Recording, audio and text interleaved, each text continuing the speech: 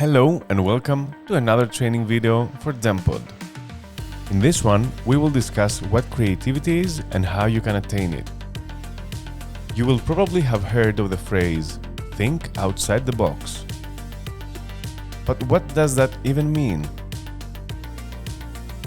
Supposedly, it refers to challenging the norm on yourself in order to come up with more out there ideas. Excuse the pun. But how can you know what's outside the box if you're not familiar with what's inside? The outside is, after all, defined by the box itself. So, is the box inherently bad? I would argue that it's not. At this point, I would like to ask you to put on your headphones. You didn't yet. Please do. We are now inside the creativity box. The box is a comfort zone, an already explored space, either by us or someone else. Within the box are things that you can utilize either by including or challenging them, or even going against them. The box is just another tool in your arsenal to create things.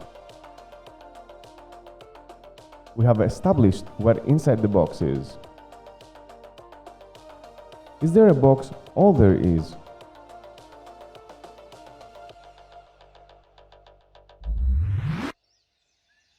There's outside the box. Supposedly, outside are unexplored places and wild creatures waiting to be discovered and tamed.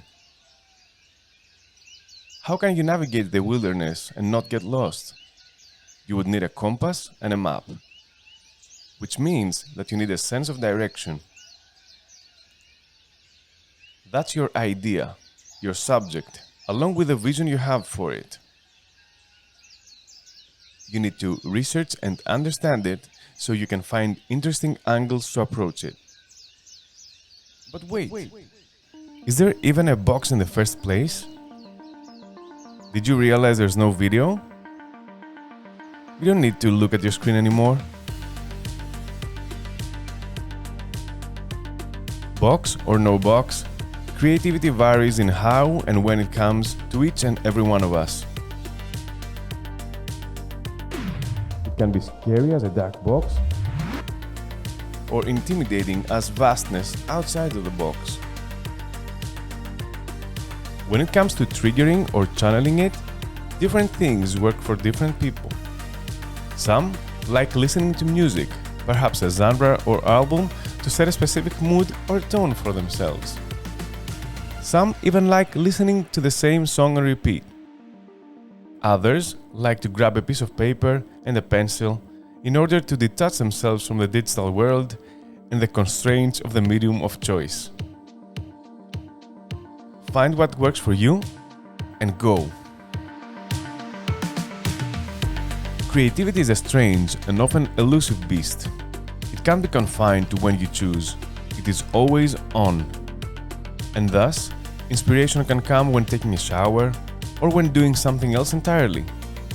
It can even come when you're about to fall asleep or straight up wake you up in the middle of the night.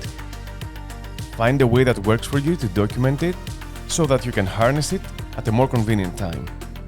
Record yourself, take notes on your phone, or just use a good old post-it note.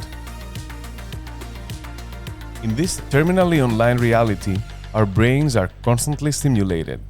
You are always watching, reading, chatting, consuming content.